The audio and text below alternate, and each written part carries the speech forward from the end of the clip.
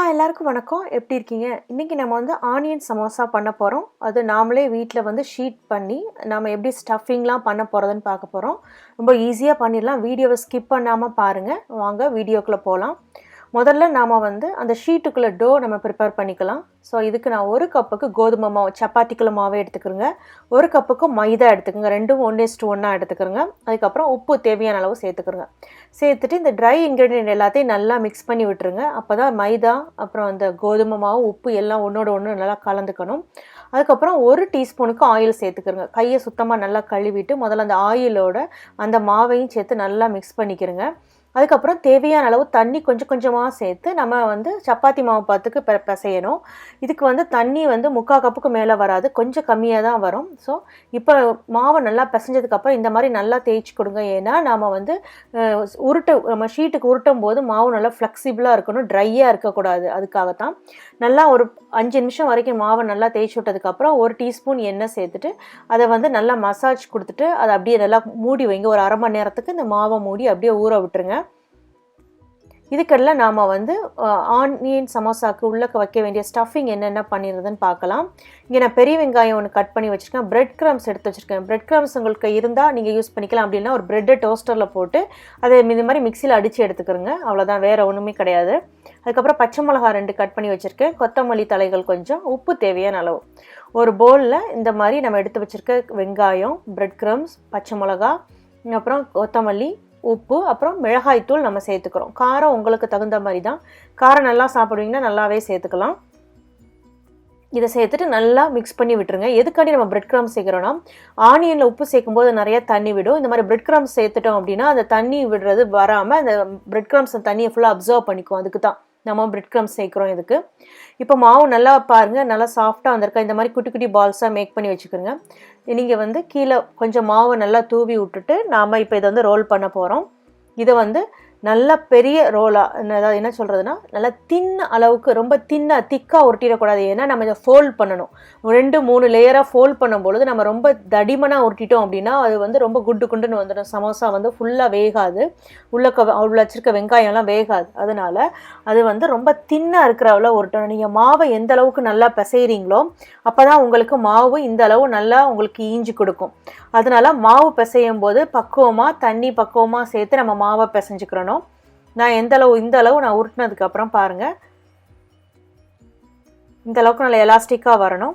இந்த அளவு நான் தின்னாக உருட்டியிருக்கேன் பார்த்துக்கோங்க. இதை வந்து அந்த நான் ஸ்கில்லட்டில் போட்டு நான் இப்போ சூடு பண்ணுறேன். அதாவது வந்து சப்பாத்தி சுட்டு எடுக்கிற மாதிரி நம்ம சுட்டு எடுத்துடக்கூடாது. இதை லைட்டாக திருப்பி போட்டுகிட்டே இருக்கணும். அதாவது லைட்டாக குக்கானா போதும். இந்த ஷீட் மேலே உங்களுக்கு லைட்டாக பபிள்ஸ் வரது தெரியும். இந்த ப்ரௌன் ஸ்பாட் ரொம்ப வரம் விட்டுறாதீங்க. இந்த மாதிரி 20-30 செகண்ட் இந்த மாதிரி நீங்கள் திருப்பி போட்டு எடுக்கணும். ஓரளவு லைட்டாக குக்கானா போதும். அந்த மாதிரி பபுள்ஸ் ஒயிட்டாக இருக்கா அந்த அளவுக்கு நீங்கள் வந்து அதை வந்து குக் பண்ணி எடுத்துக்கிறோங்க. ரொம்ப நேரம் போட்டுட்டோம் அப்படின்னா ஃபுல்லாகவே குக் ஆகிடும் நமக்கு. இது வந்து ஷீட் ஃபுல்லாக குக் ஆகக்கூடாது. இந்த அளவுக்கு குக்கானா போதும் நமக்கு.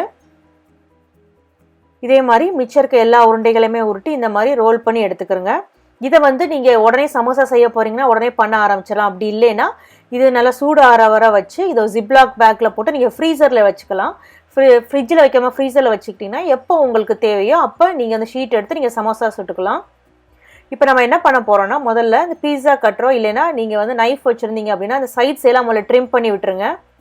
நான் இது வந்து அன்ஈவனாக இருக்குது, ஸோ நமக்கு சமோசா ஃபோல்ட் பண்ண முடியாது. அதனால் முதல்ல இந்த சைட்ஸ் எல்லாத்தையுமே நல்லா ட்ரிம் பண்ணி எடுத்துருங்க. முதல்ல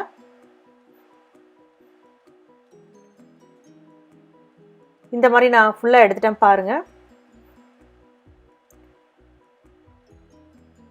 இப்போ நான் இதை வந்து பாதியாக கட் பண்ண போகிறேன். சமோசா இது மாதிரி ஃபோல்ட் பண்ணுறதுக்கு ஒரு 3 ஃபோல்டு நமக்கு வரும். ஸோ அதனால் நம்ம என்ன பண்ண போகிறோம்னா, இதையும் நம்ம இந்த மாதிரி இன்னொரு ஒரு 3/4 கட் பண்ணிக்கலாம். ஒரு 3/4 பாகத்துக்கு அளவுக்கு கட் பண்ணிக்கிறங்க. இந்த குட்டியாக இருக்க ஷீட்ஸ் வந்து நீங்கள் வேஸ்ட் ஆகுதுன்னு நினைக்க வேண்டாம். இதை வச்சு நம்ம ஒரு ரெசிபி பண்ணிடுறேன். கடைசியில் நான் உங்களுக்கு காட்டுறேன், இந்த வீடியோ எண்டில் காட்டுறேன். இப்போ நமக்கு சமோசாவுக்கு ரெடியான ஷீட் ரெடி ஆயிடுச்சு பாருங்கள். இப்போ நாம் வந்து அந்த சமோசா ஃபோல்ட் பண்ணும்பொழுது உள்ளக்க இருக்க அந்த ஸ்டஃபிங் பிரிஞ்சுட்டு வராமல் இருக்கிறக்காண்டி நம்ம க்ளூ பண்ணுறோம். இதுக்கு மைதா மாவும் தண்ணி சேர்த்தா போதும். இது எந்த அளவு திக்காக வரணும்னா 2 டீஸ்பூன் கொஞ்சம் தண்ணி கொஞ்சம் மைதா சேர்த்து நீங்கள் இது மாதிரி க்ளூ மாதிரி தயாரிச்சுக்கிறோங்க. இப்போ நமக்கு மைதா க்ளூ ரெடி ஆயிடுச்சு, ஃபில்லிங்கும் ரெடி ஆயிடுச்சு, ஷீட்டும் ரெடி. இப்போ முதல்ல வந்து அந்த மைதா க்ளூ இருக்கு அதை வந்து முதல்ல எல்லா சைடும் உள்பகுதியில் இருக்க எல்லா சைடுமே அந்த கார்னரில் ஃபுல்லாக தடவி விட்டுருங்க. இப்போ நான் ஃபோல்ட் பண்ணுறதை பாருங்கள். நீங்கள் முதல்ல ப்ராக்டிஸ் பண்ணி பார்க்கணுன்னா ஒரு சாதாரண ஒரு பேப்பரில் முதல்ல ப்ராக்டிஸ் பண்ணி பாருங்கள். அதுக்கப்புறம் நீங்கள் வந்து ஈஸியாக பண்ண ஆரம்பிச்சிடலாம். இது ரொம்ப பெரிய விஷயம் கிடையாது. இந்த மாதிரி ஃபோல்ட் பண்ணதுக்கப்புறம் நம்ம எடுத்து வச்சுருக்க அந்த வெங்காய கலவை இருக்குல்லையே அதை உள்ளே தடவிட்டு இந்த மாதிரி க்ளூ இந்த க்ளூ தான் இதில் மெயின். நீங்கள் அதை சரியாக ப்ராப்பராக ஃபோல்ட் பண்ணாமல் விட்டுட்டிங்கன்னா உள்ளக்க இருக்க அந்த வெங்காயம்லாம் வெளியே வந்துடும் நம்ம எண்ணெயில் பொரிக்கும் போது. அதனால் எல்லா சைட்ஸையும் நல்லா சீல் பண்ணி விட்டுருங்க. நாம் வந்து இந்த சமோசா ஷீட் வந்து அவ்வளோ தின்னாக பண்ணாதான் நாம் வந்து பொரிச்சு எடுக்கும் போது உள்ளே இருக்க வெங்காயமும் நமக்கு வெந்து கிடைக்கும். அதே மாதிரி இதுவும் நல்லா குக் ஆகி நல்லா கிறிஸ்பியாக கிடைக்கும். இப்போ இந்த மாதிரி ஃபோல்ட் பண்ணுறேன் பாருங்கள், ஈஸியாக பண்ணிடலாம். இப்போ இதுக்குள்ள நம்ம ஸ்டஃபிங் வைக்கிறோம்.